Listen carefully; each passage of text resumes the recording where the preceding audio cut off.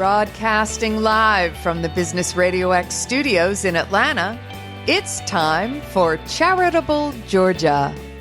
Brought to you by Bees Charitable Pursuits and Resources. We put the fun in fundraising.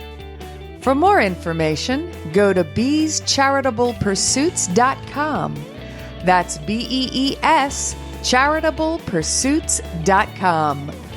Now, here's your host, Brian Pruitt.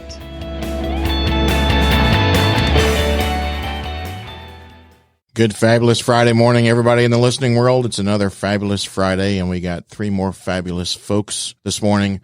Stone, you know, we've been doing this show to put positivity out there, and today's show is all about love, and you'll hear the love and God story in these three stories, and they're all three different, and it's just amazing what you get to hear and hopefully what you get inspired by. The first guest this morning is Brianna Johnson with the Good Faith Health Insurance. So, Brianna, thank you for being here. Thanks for having me.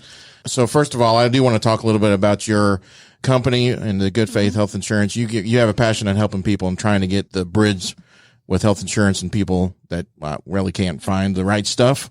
So, but first of all, share your story and how you started this company and why you do what you do. Okay. Well, I had I was actually in finance before I did this, and I had a young lady come to see me one day, and she was 27 years old.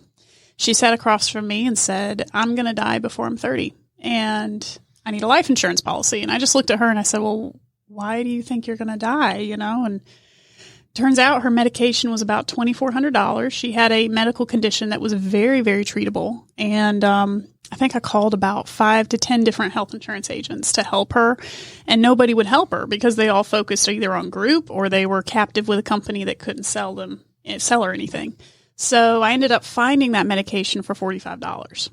She is now 33 years old. She's had her third child. Her disease went into remission 2 years ago, and she lives here in Kennesaw. So she's doing great. But that kind of led me into, I need to look into this industry because there's just so few health insurance agents that actually will help families with pre-existing health problems. You know, I look at share plans. I look at the marketplace. I look at individual indemnity insurance. I mean, I look at everything. So it makes me very unique.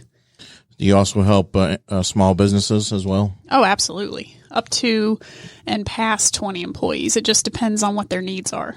I think that's awesome because you're right. There's a lot of people out there who have preconditioned things going on and they really can't get the help. Mm-hmm. So it's great to have somebody who is looking out for others and doing that. So you, if I remember right, when we met and talked, you come from a large family, right? Yeah. I'm one of 11 children. Yeah. So I'm sure Christmas was a lot of fun around your house.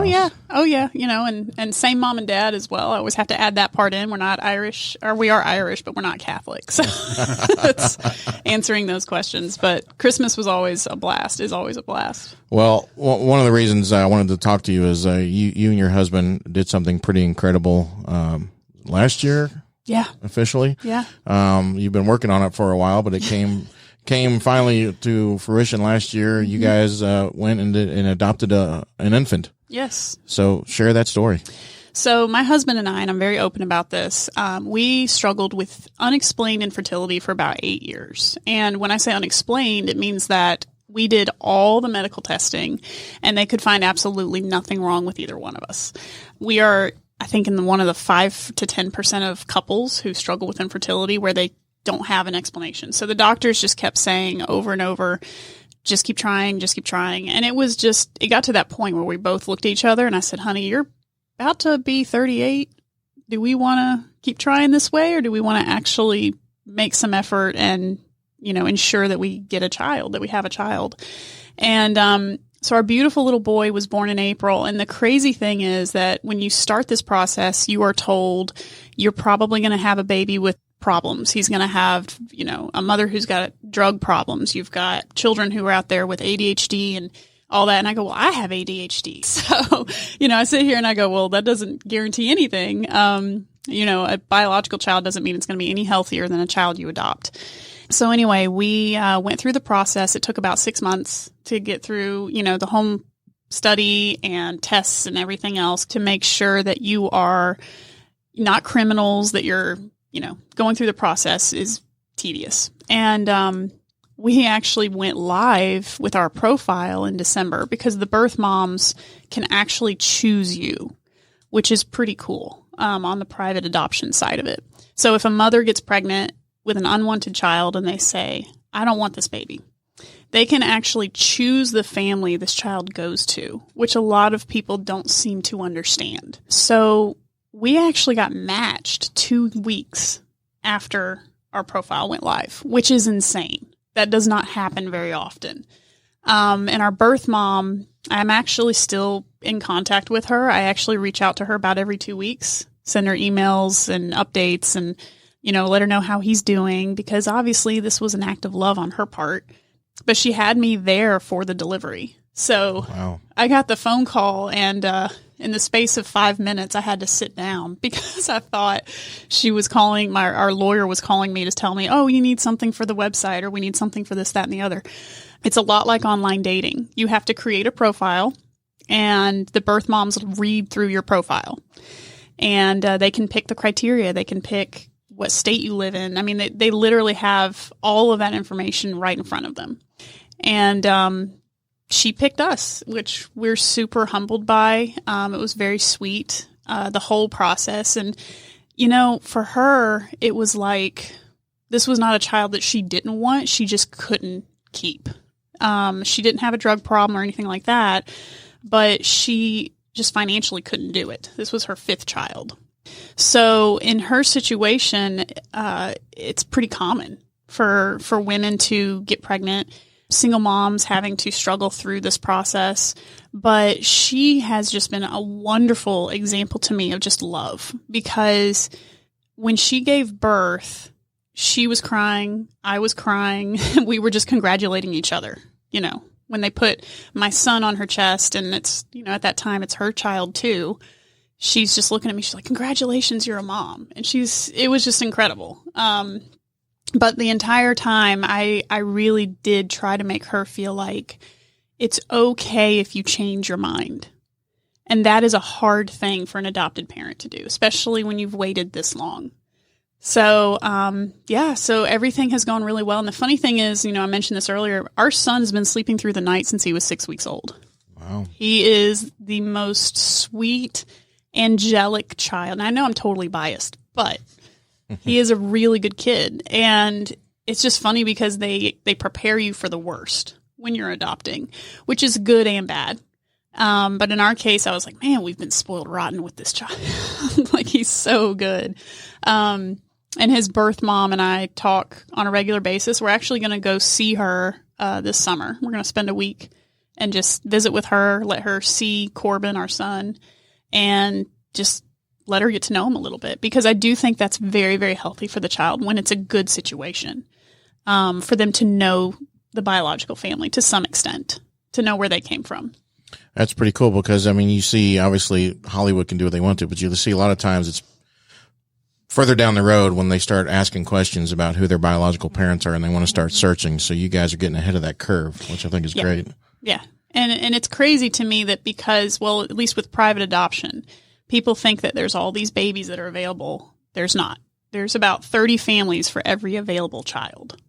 So it's surprising, that number, because people think, oh, yeah, there's all these kids. No, there's not. There's really not. Not on the private adoption side. What's the difference from the private and I guess, public side? So there's kind of 3 ways to adopt. You can do a domestic adoption, also considered a private adoption. You can do an international adoption, and you can also do a foster care adoption. So the private adoption side, there's never like 100% guarantee, but you're definitely in a better spot as far as being more sure you're going to get a child, versus foster care, which is considered not as ideal because it's designed for reunification. It's not designed to place children with adopting families. The design is literally to try to get the child and the children that are in foster care back with their biological families, which is how it should be. So it's kind of funny because people think, oh, there's all these kids. Like, no, there's really not. There's not, because we have a very high rate of abortion. I don't mean to get political, but that's the truth. There's just not, if you look at the data, there's 30 couples for every available child on the private adoption side. Can you give any advice for anybody out there who's thinking about wanting to go through a process like this? What's the best thing you can tell them? Don't be afraid. Don't be afraid of it. It's something that, if you are talking to people and get advice from people who've done it, don't, just Google and go with the first thing that pops up. Talk to people who have gone through this process, who can advise you, but also who can encourage you, because it does require quite a bit of encouragement, because it is scary. You don't know what you're stepping into because you've never done this before. It's like riding a bike. It's kind of nerve-wracking the first time you do it. So, that's my advice, is just find someone that can mentor you through it. And, for us, when we were matched with our kid, it was literally like, okay, he's due in 3 months and it's a boy. And it was literally, we've got 3 months to get ready for our son. And, we had so much support from our church, from our community. And what's interesting is that there were things I didn't even think about, like a bottle warmer. You don't think about needing that when you go to the hospital to have a baby, right? You just don't think about it. We would have been totally lost without a bottle warmer, because they don't have those at the hospital. They don't have a microwave in the room where you're staying. So, and that's not a complaint. It's just things facts. Like that. It's just things like that. We talked to a lot of people who went through it, and I literally had a friend that was Marco Poloing me. This is the list of things you're going to need, and it's definitely a wonderful thing, and it makes you feel very warm and very accepted. So, are there groups out there to look for those mentors? Absolutely. There's actually a lot of groups depending on what agency you go through, they have groups. I started a mom's group specifically on Facebook, just for families interested in adopting, for families who are like, hey, we want to adopt, but we don't know if we can afford to adopt, and sharing data as far as just information. Here's some grants you can apply for. Here's some fundraising we can actually help you with. And that's something that is so out there. Everybody thinks, it's so hard, you're on your own. And you do feel like an island at first, but then you start to look around, you go, wow, there's like all these families that have gone through this process, and I want to learn from the master, and it's kind of like business. You want to learn from someone that knows and has been through it.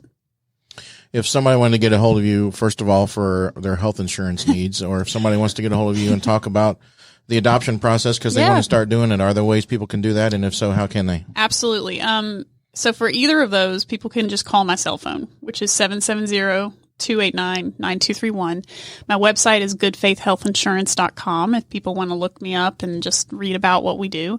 But I'm an open book when it comes to either of those things. So anyone can reach out if they just, hey, I'm thinking about this and I'm not sure what the steps are and I need a little guidance or a little help.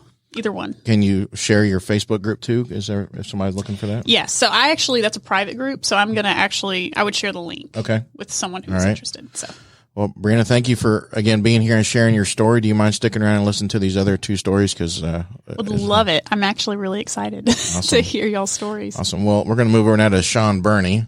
So, Sean, thanks for being here this morning. Yeah, thanks, Brian. Appreciate you having me, man. So, you and I met a few months ago, and at the time you were working for Titan Pro Mechanical, which is an HVAC company, but I've learned that you were a surfer, you like mountain biking, you're a youth leader, and you do all kinds of stuff. And then just this month, you stepped out on your own and started a new videography company. So, give us a little bit of your background.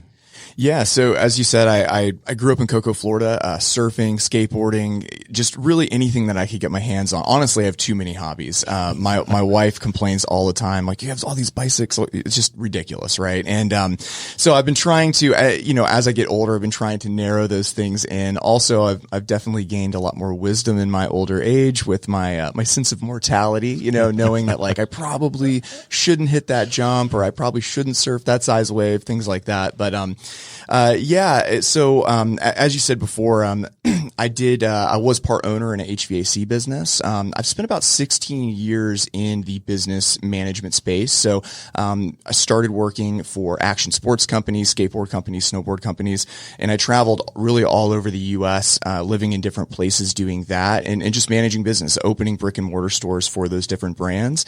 And then, eventually I really just wanted to start my own, right? So I worked for a company that had that was really about at the 50% mark of their full growth. And then I wanted to see what it was like to go a little bit, earlier on. And so I went to a business that was about, 25% into their, infancy and their full growth. And that was fantastic. And then I was like, I want to see what it's like from day one, right? I want to know what it's like. And so, I went in, and found a partner that was, just an HVAC savant. He was amazing. I went and did a couple of jobs with him just to see what he was all about. And we had kind of met during the pandemic. We were working out in my garage together.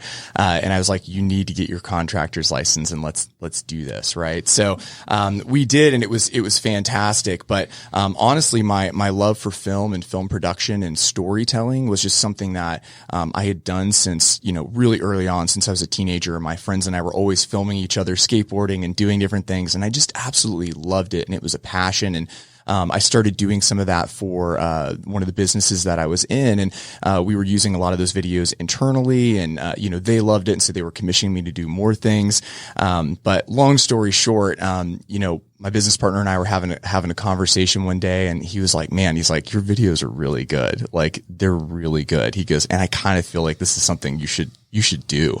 And I was like, "Okay, you think so?" And so, so I went out on a limb this year and decided to start my own film production business. It's Fable Creature Film Production.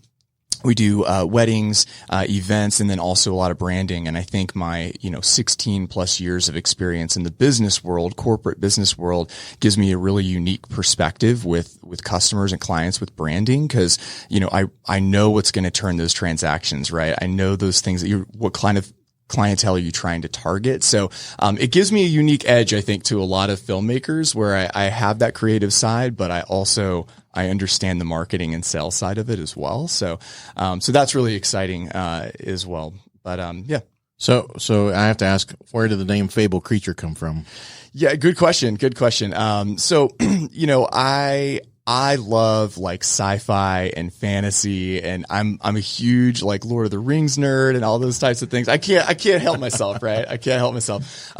So that's kind of part of it. But the idea of a fable is a story, right? And the idea of this fable creature, when I was going into it, it's like there's this story that everybody has in their mind that's maybe unattainable, right? Like they don't know how to capture it. They don't know how to put it into this mode that, that tells everybody who they are and what they do, especially with brides, right? They're this kind of epic fable creature, and, and they want their big day captured. So for me, it just made sense, right? And then, kind of on the backside of that, being in the skateboarding industry, Creature Skateboards. I don't know if I could throw that brand out there, but Creature Skateboards was always so cool to me. I love their artwork. It was very, fantastical. And, so Fable Creature kind of stemmed from my love of action sports, but also this idea of capturing that story that's maybe people think you can't get.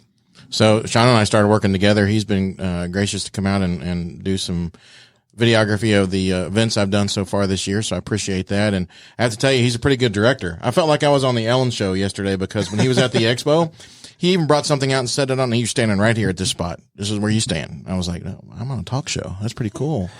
Well, as I mentioned too, you're also a youth pastor. You do a youth group. Right. So you have a passion for youth, but you also have a great adoption story. So I'd like for you to share that. Yeah. So, I've always had a passion for kids. Just, young people. I think that, we're in this world where we're, sometimes it's easy to neglect a generation, right? It's easy to just kind of say, oh, like maybe they're a lost cause. And I think this, during the pandemic and things like that, I heard all these people and political individuals talking about, it's like the worst generation ever, right? And to me, it's like, well, that's because of us, right? Like that's not because of them. And so, I've always had a passion for young people and just, being a part of that mentorship in their lives. And so, yeah, I do a middle school and high school, student pastor or leader, whatever you want to call it. I'm not ordained or anything. I volunteer doing that. So my wife and I, we've been together for about 8 years now, and 7 or 8 years. And we, once we got married, we had kind of had the discussion of we weren't going to have kids. Like we just had made the decision that we weren't going to have our own biological kids. And, But I think God has different plans for us sometimes, right? You know, when we talk about not having kids, because we were very adventurous and kind of wild. And we were we were in the conversation of like, we're going to build out this conversion van, and we're going to basically travel around and live in different states and, you know, and work and whatnot. And as we were having this conversation, you know, we started to see that there were some opportunities and some signs of concern with our nieces and their mom. And, you know, so we, you know, kind of like everybody else, we tried to support that, you know, my wife's sister and, you know, and support the girls however we could. So we were kind of going back and forth between, here in Virginia a lot.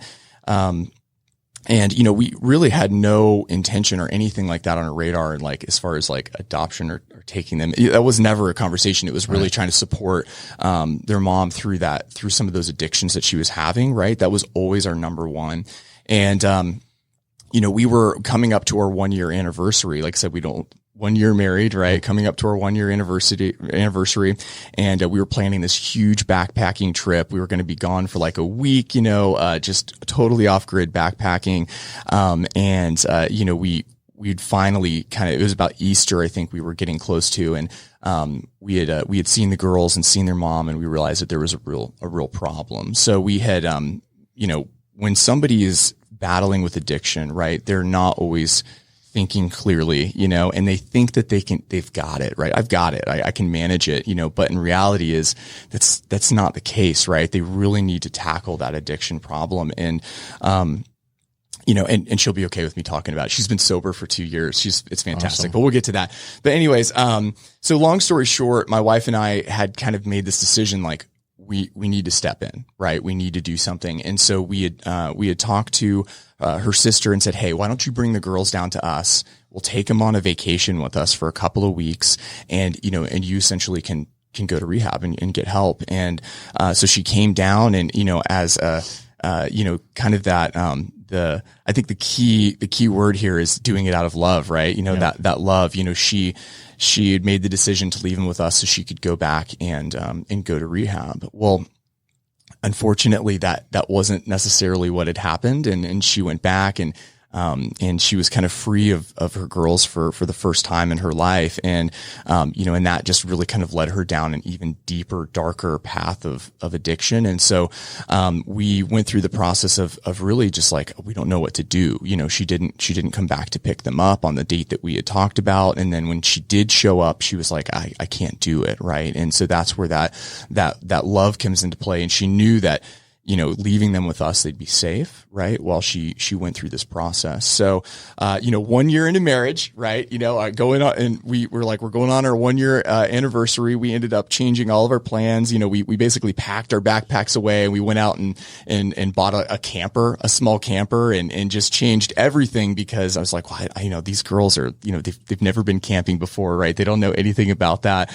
And, I was like, we'll kill them if they go on this, you know, 30-mile excursion. And so, which we were right, because we went on like a 1 mile hike and halfway through they were dying, you know? So, so we just kind of changed our lives completely around for that. And, you know, the interesting thing about where we're kind of at is like, you know, we spent years really just not knowing what to do. And so, you know, after the first couple of months of her, you know, not coming back and not getting into rehab, we had to kind of go to this process of like, okay, we need to seek some legal counsel and figure out what we want to do. Because, you know, the scariest thing for us is, you know, her, you know, she has addiction problems and she's all over the place and we don't know where she's at, right? There was zero communication. It's like, is she going to show up one day? And the girl's father was in prison at the time. And so he'd been in and out of jail pretty much their whole lives. And he was, you know, he had basically 3 strikes. He was a felon. And so they ended up deporting him,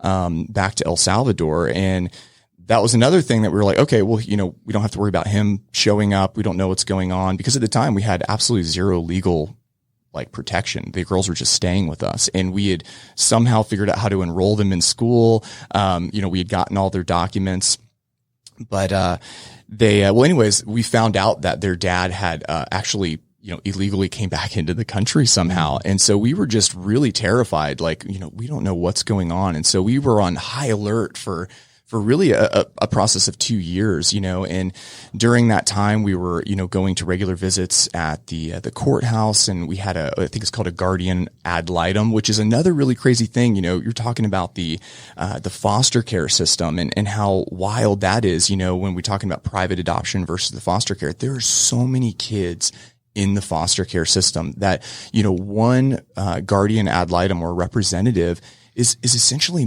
monitoring 100+ kids at a time, which is mind-boggling, right? Totally mind-boggling. Like they're so short-staffed, they're so short-resourced, and so we had a great relationship with her, and she would come and visit us and things like that. But like I said, it was a really wild couple of years, and I think that the thing that got us through it with them, because it's a little bit different situation, right? The girls, we were the cool aunt and uncle, right? They like to come and visit us. And then we went from being the cool aunt and uncle to being parents.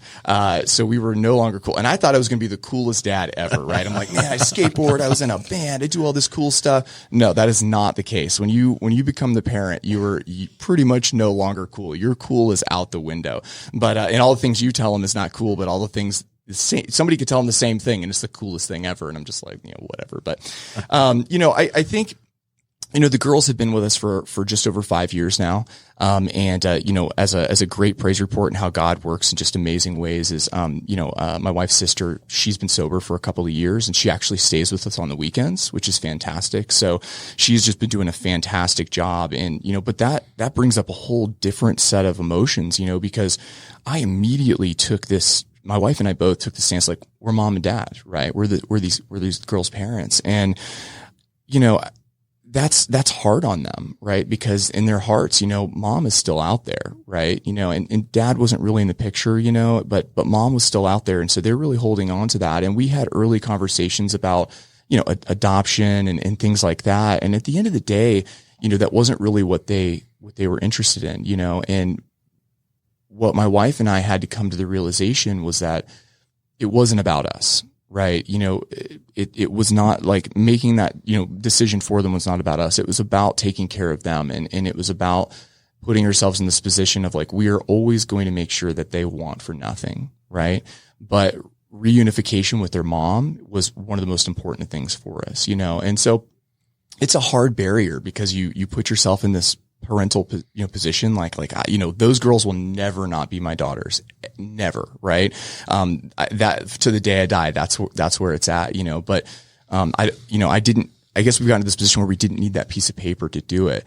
But we wanted it, right? We selfishly wanted that paper, and not that it's selfish by any means, but I mean, I think just in this particular situation, you have to, and I think that's the struggle with fostering, right? You foster and it's hard because at any given time, children can go away, right? Go back to their paternal families. And that's really hard emotionally for people, like really hard. I mean, I know we've gone through it, and we're still going through it. Right. But anyways, at the end of the day, I think that, anybody that wants to go that route, right, versus the private route, which is amazing, by the way, versus the private route, and they do want to go to that foster route, or they want to go to, maybe taking on a family member, is, you have to make sure you're constantly reminding yourself that it's not about you, right? It's not about you. It's not about your needs. It's about their needs, because children can absolutely fill needs in your life. Yeah. Like, you know what I mean? Like those girls fill a place in my heart that I never knew that I needed, or wanted, and selfishly, and and it's like I said, they'll always be my daughters, but I'm so stoked that their mom is back in their life and she's doing well, and she's been, like I said, she's been staying with us, and we're this really awesome cohesive unit at this point, which I think is really rare in the world we live in. So it's again, it's a story of struggle, but a story of like great success. And it's also just this, this constant proof that like God is real, and as many plans as you make, his plans are always going to supersede yours, Yeah. You never know how he's working, and that's incredible. So how old were they when you guys officially adopted them? So when they came to stay with us, they were 9 and 11. And now they are 13 and 15. my 15-year-old's about to turn 16. She's about to get her driver's license. Boyfriend, I really like her boyfriend, but I also kind of hate him. You got the shotgun ready? Yeah. Oh yeah, for sure. And, but no, he's a good guy. And then my youngest girl, 13, all she thinks about is volleyball. Like that's it, man. Volleyball is life. And, so she's on her way to becoming a professional volleyball player. We'll see. But, yeah, so like I said, it's been about 5 years, just over 5 years. Awesome. So obviously you've got one, an infant story, one that's a little older. Can you share some advice for somebody who's thinking about any kind of adoption? What would you give advice? Would you give them? Yeah, I think number one is listen to God.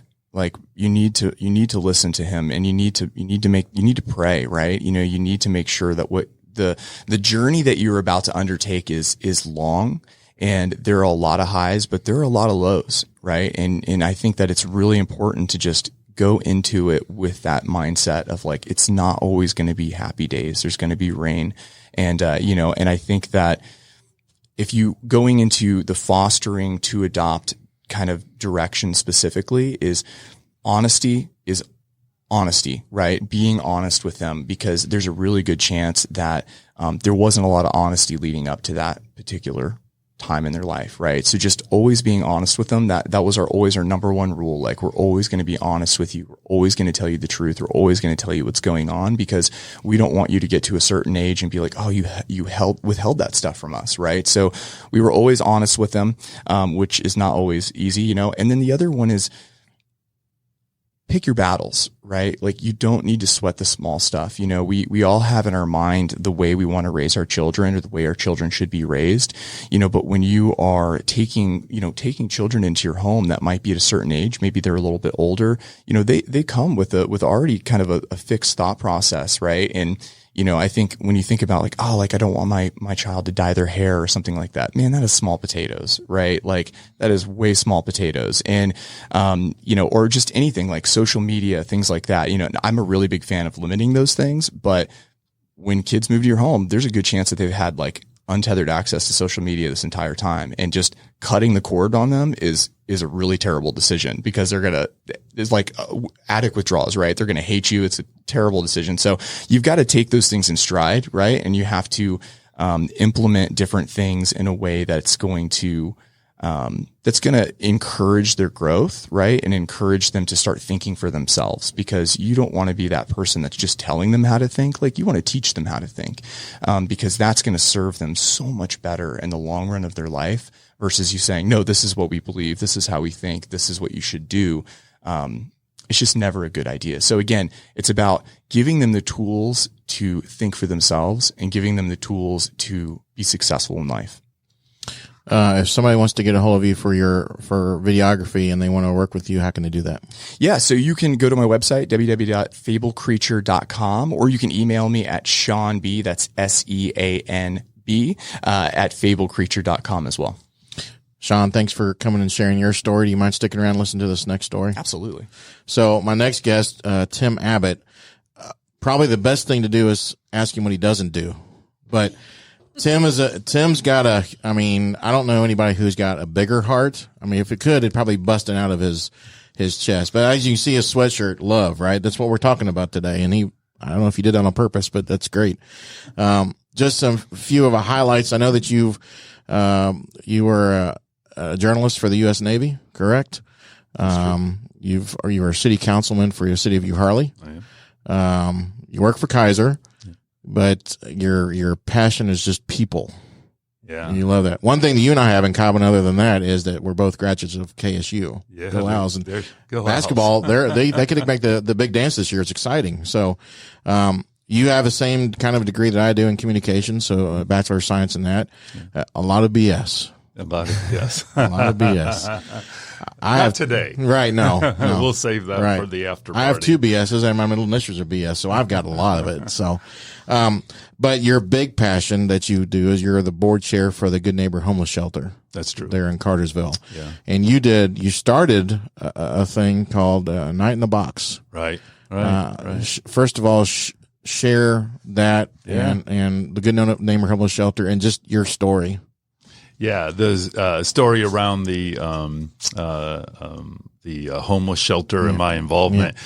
Yeah. So, I'm a late bloomer, in life. Didn't even think I should think about God. And then when I was 30 years old, I literally found myself in emotional, physical, spiritual, and financial bankruptcy, all four areas. I was just bankrupt, and the good times I were having were no longer good, and divorced twice, and had a son that I wasn't getting to see, and I used to run around this church in Marietta, Eastside Baptist Church, and weird things. Like every time I ran around there, I heard a whisper come inside.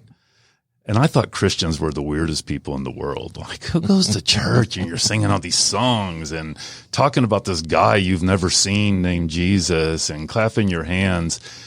And in a moment of desperation in 1996 with my son being a year old, it was a Sunday night, and I had nothing left in the tank. Buckhead running life wasn't working for me anymore, and all the things I was doing to try to comfort myself with things that you shouldn't be putting in your body wasn't working anymore. So I went to that church. And this story is important because it leads into the adoption story. I walked in that church on a Sunday night thinking not that many people would be there and I could sit in the back and I don't even know what, like, quit whispering to me, I'll go and then we're done, right? I saw the back head of a blonde, and still being so carnal of mind, I'm like, she's mine tonight. I'm taking her out. I went and sat down right next to her, and after church just begged her to go out with me and walked her to her car. She didn't ask me to. I just did it. And she literally said, I'm going home to do my laundry. If you want to see me again, you'll come to Sunday school. Now, I thought that was stupid. Sunday school is for 5-year-olds. But I did. And it took 3 years and hundreds of hours of counseling. But Lisa Abbot is now my wife, and God was giving her to me for a purpose that I couldn't see. So I told you that story because before I got into the Good Neighbor Shelter and adoption, if it wasn't for that desperation and me listening to that little voice in my head and heart, which I just, again, thought was weird, none of the rest of what I tell you would make sense. It would all sound unplanned, but it was very much planned. So anyways, she became my wife, but she broke up with me at least 6 times. Real quick story. She made me go to counseling with her before she would even date me. And the counselor came out and talked to me. Then he talked to her, and he came out and he looked at her and he goes, I wouldn't date him. He goes, he's got a lot of work to do. Wow. Talk about a moment in your life that broke your heart. You know, I was beginning to get a sense I was worthless and I would never have a good relationship. But that counselor said one thing to me. He said, do you want to live the legacy that your family gave you? Or do you want to live the legacy that God's created for you and you can lean in? And a champion rose up in my heart just through that one question. And I dug in and it hurt. So many, many, many years later, there's a long story. And so this is what I tell people when I travel and have to go to California. If you're sitting in the seat next to me, I got your 4 hours. So we don't have 4 hours here, so you'll get the little version.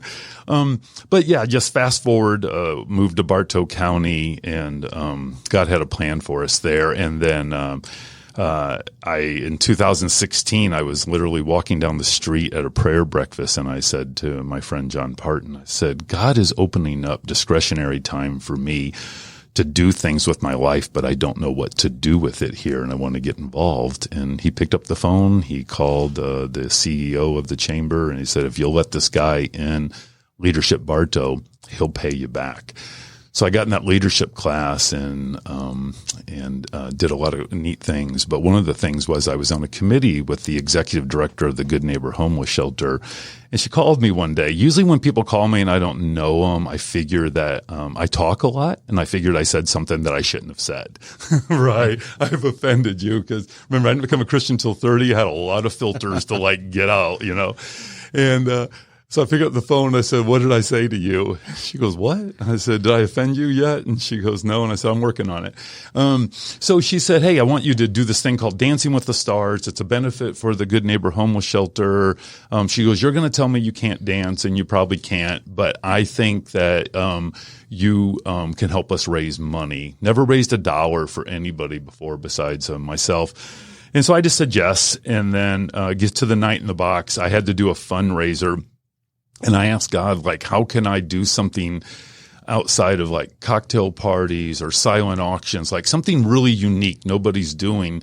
And I couldn't find the answer. So I asked community leaders to sit down with me and just listen to my heart about going to live in the woods for a week so that I can actually know the people that I'm trying to help.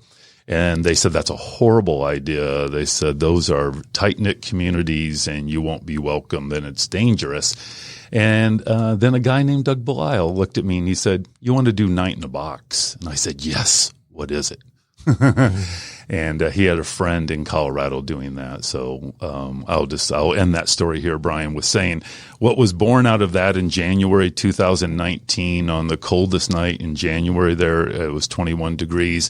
I spent 36 hours on a street corner in Cartersville, Georgia, telling people that God loves all people, regardless of socioeconomic status, that if we're going to be a community that matters, then we have to be a community of generosity and service. And that if you're listening to my story about homeless people, we have a homeless shelter that needs your help. And would you donate and help? In that 36 hours, I raised almost $6,000 just by telling the stories I'm telling here today. And so since then, we've had 8 Night in a Box events, and we now involve families and corporations. And we go out to a corner once a year, and then I do it by myself just because I love it. And so I'll end up doing it this month or next month. So that's the Good Neighbor Shelter. They asked me to be on the board. It doesn't matter if I was on the board. I'm still helping them. And so, but it does give me a position to help promote their mission and help people. So anyways, Brian, that's it. Oh, so I mean, wow, right? But you're not done. So you also have an incredible adoption story. Yeah. So please share that. Yeah. So, Bree, do people call you Bree? Yes, they do. Do you let them? Yes. Okay. That's the second part of it. It's easier to remember. And Sean, I love your stories of courage and love and openness. And I'm gonna just lean into that story too. My wife's biggest dream, Lisa, was to have children, and so when we got married, it was becoming clear that wasn't going to happen. And it was breaking her heart. And I was not equipped. Like, I don't know what to do with female emotions. Like, she'll tell you after 23 years of marriage, I'm like a sophomore in college. I'm still trying to, be an understanding husband. So, we spent money that we didn't have, a ton of money we didn't have on all the medical opportunities there are. And she got pregnant, but then lost it, and that was, as you might imagine, was really hard. And so just a time of despair for her. And I mean 3 years of despair of like, what are you going to do, God? And like I say, we already spent a ton of money that we didn't have at the time. And so we just kept praying, and we ended up moving to Bartow County. And Lisa got up one morning and she said, "We're going to go to a foster care orientation class." And I said, "That is the worst idea I've ever heard." I was such a sensitive husband. And she goes, "No." And she goes, "I really want to do this." And I said, "Okay." So we went to that class, and much like you talked about, Bree, and the things that you talked about, Sean, that class was like scared straight from some jail, right? They really tried to convince you this is not your dream if you want to adopt children. The kids you're going to get are the most messed up kids in the world. And so Lisa left the class just crying. And she goes, like, we can't do this. I'm not doing this. So in a flip, I said, oh, yes, we are. I said, you said that the Lord told you that we should do this. And I said, so we are not. Now, she's been a Christian all of her life. I'm kind of a brand new Christian, but I'm like, if God says who he is, we are diving in. And so we went, and that began our adoption story. They tell you you'll never get an infant to adopt. 2 weeks after we went through all of our orientations, 6 weeks, we got a phone call, and they had an infant baby girl, and she was 6 weeks old, and we got her. Another week after that, they had another infant little girl. She was 3 weeks old, and we got her. And so this is all in 2003, and it was a few weeks after that Lisa got a phone call from her mom. Crazy stuff, just crazy.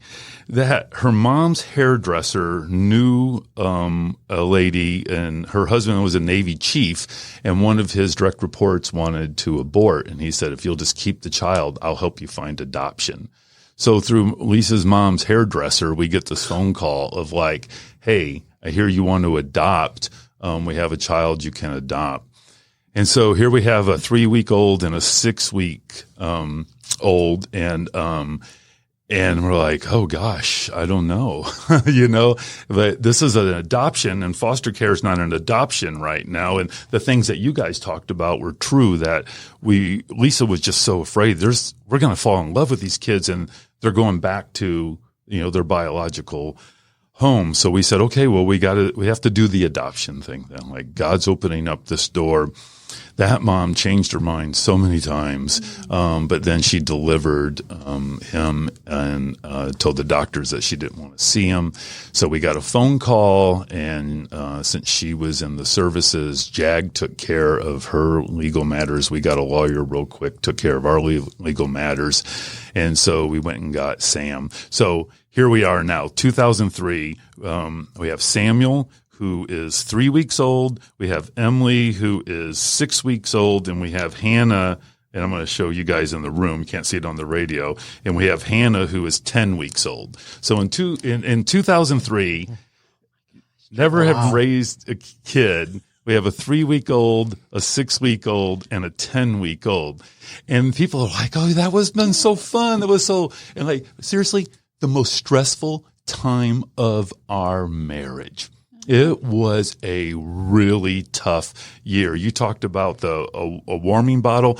I am in Walmart when we got the first delivery from Bartow County Sheriff, who was also our neighbor, of Emily. And I'm in there, and I'm like, what do I buy? They got food, they got all these things. And like, we had no idea. And we were making 22 bottles a night just to get through the next day. And then Lisa's working as a teacher in Cobb County still, so we're taking the kids to daycare. I've never seen a river of snotty noses like that. You just can't stay healthy. And I just started my career with Kaiser Permanente, a healthcare organization, 3 years into it. And the kids are sick. Somebody's got to stay home, and we're calling off work. And in one of my best husband moments ever, when we had to call off work, and I said, well, you call off work. You're just a teacher. Ooh. Holy cow. So the stress of those moments and the stupid, like, we were in fear and we were in stress. We knew that God had done something. Like, I work in big time strategy at Kaiser Permanente, like 700 people in a department. The story I'm telling can only be a God story, right? Because those foster kids, Emily and Hannah, they came up for adoption. And when Sam, we adopted. And so we're in the stressful moment of these three. We know God's doing something. And I make a statement like that, and it was so hurtful, right? I mean, it's so hurtful. But it did make us pause and say, wait a minute. Like, we're so ingrained in the fire. So we had to have a better plan. But it was a very stressful year, but it's a very beautiful story of how you can't plan that. And like in our stories, I hear you guys talk and like you say, what would you tell people about their adoption stories or their desires or the pain they're going through of not being able to have a child or however it might come? Like, just be open. Just be open. We wanted to adopt one child that we were praying for. And I would say, just be open. Talk to people like Bree. Talk to people like Sean. Like, don't be afraid of the foster care environment. Like, I'm not saying that will be your story, but just be open. And even if you don't, like, somebody listening to this doesn't believe in God, I totally get that. It was a crazy story to me. And Jesus just showed himself to us. And I believe I'm nobody special. Honestly, I'm a dressed up train wreck held together by the grace of God every single day. Just lean into it and don't overthink it. And the other thing I like to give people kind of a visual of. So Lisa was adopted when she was 3 months old, right? My grandparents raised me since I was 2, and God began to reveal. And I tell my kids this all the time. They're all 19 right now. And I tell them this all the time. There's 7 billion people approximately in the world. And the God of this universe somehow said that us 5 are going to do life together. Lisa being adopted, Tim not being raised by his parents, you 3 not knowing your biological parents. And God said, hey, why don't you guys go do life together? 7 billion people, and he put us 5 together. We didn't have a strategy. We didn't. We were out of money. We were out of hope. And so we just prayed and asked, and then we got brave, and it actually made our marriage stronger, even though that was a very difficult year. So, I don't know what questions you have, and there's all kinds of things that didn't go well and stuff, but I just tell people to be of hope. We ended up adopting like 3 kids for $1,500 because the foster care system. That would have been nice. Yeah, right. Well, and I don't say that in a bragging way. No, like, I don't even understand it like clearly myself, except that just lean in, and if you know God, lean in, and if you don't know God, lean in. Like, it doesn't matter. Like, just start asking and talking, and it's I could talk about it all day long because, you know, for a guy that wasn't a Christian, God just started showing me, like, I can do things with your life that you never thought were possible, and I still marvel at it. I don't even know what to say. I just all you have to do is, if you read your Bible, you can see everybody he used, right? None of them. I mean, you have a murderer, you have a rapist, right. He used them, so it doesn't matter what your situation is. God can use you for great. You know? I do have one question. How is it with the 3, and I guess triplets that aren't really biological triplets, but there's one thing they're older than the other, and that kind of stuff. Yeah, well, they know who's the oldest out of them all, and it's but there's not really a pecking order there. They're 3 very, very different kids, very, very different kids, and one of the hard parent moments for everybody is, I didn't teach you that. You didn't see that from me. So they are very different. They get along when they're together, but it gets very loud, and they like to pick on each other, which I was like that too, but as a parent, I don't like it. You know what I mean? But yeah, they're very different, and they do their own thing. One of the really neat things about Lisa being adopted is, and I told Brian, I wish Lisa could be here, because she's just great at this, but she knows all their backstories. Like, and I told the kids, you're in, they all know me. I mean, there's no hidden thing. Like, what Lisa knows about their biological parents, they know. If they ever want to meet them, we said, come to us, let us help you, because you'll make up things in your mind that are grand, and it may be grand and it may not be grand. So Lisa's very open about that with them. And if they have any questions or anything, she has all their files. And so, whatever they want. And we ask, like, do you have questions? Even at 19, like, you got questions, getting curiosities, things like that. So very open. Talk to them about it. She's a great nurturer for them. I'm just a doer. Like, what do you need? Let's go make it happen. We'll find somebody. So, yeah. So you talked about the Good Neighbor Homeless Shelter, and I started a monthly trivia show at St. Angelo's there in Emerson, and we're rotating charities, and Good Neighbor Homeless Shelter is my charity for February. Yeah. I think I said the wrong date last week because we had Kelly Neig on, and she was talking about her Dances with the Stars this year. She's doing for that. But February 15th, Wednesday night, 6:00, we will be at St. Angelo's helping with the Good Neighbor Homeless Shelter on that. So if somebody wants to get a hold of you just to see how they can help with the Good Neighbor Homeless Shelter, how can they do that? Yeah, let's do that. First of all, let's say this. If anybody's listening to me, and I'll certainly share this on my Facebook and share it on the Good Neighbor Shelter Facebook, like, if you guys are trying to figure out how to get something done for your organization, profit or nonprofit, and you want it to be fun, you got to find Brian Pruitt. And you got to find B's Charitables organization. I've met Brian just a month, 2 months, 3 months ago in Cartersville Business Club, and you're phenomenal. Because you have the right heart, and then coupled with that, you've got the head to get it done, and you're really helping a ton of people. So I just want to make sure I say that. Thank you. If somebody hears it, you're the guy. Yeah, so the Good Neighbor Shelter is just, it's marvelous. One of the reasons I love it, I tell people, when you spend your money there, I'll come show you how you're spending it.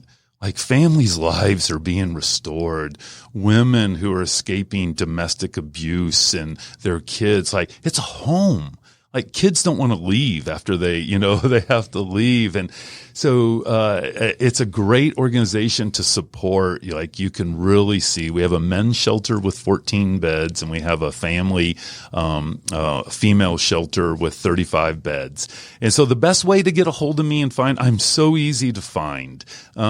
If you just go to Tim Abbott and my Facebook, page in Bartow County, or go to Good Neighbor Homeless Shelter, Cartersville, or you can even go to Night in the Box on Facebook.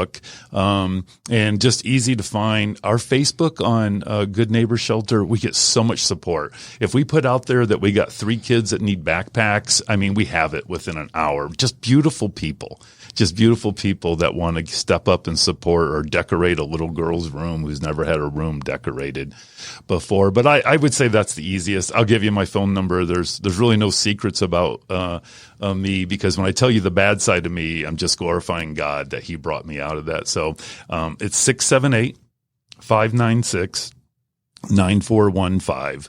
And you can. We're easy to find at the shelter. I'm easy to find.